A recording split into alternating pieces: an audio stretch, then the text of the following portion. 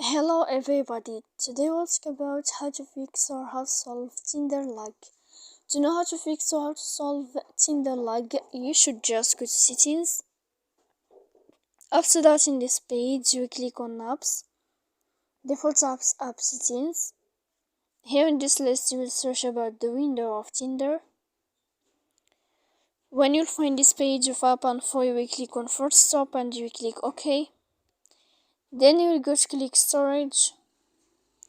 After that, we click clear cache, and in the end you can go to Play Store. You will search about Tinder. If you will find here this blue sign update, then you can update your app.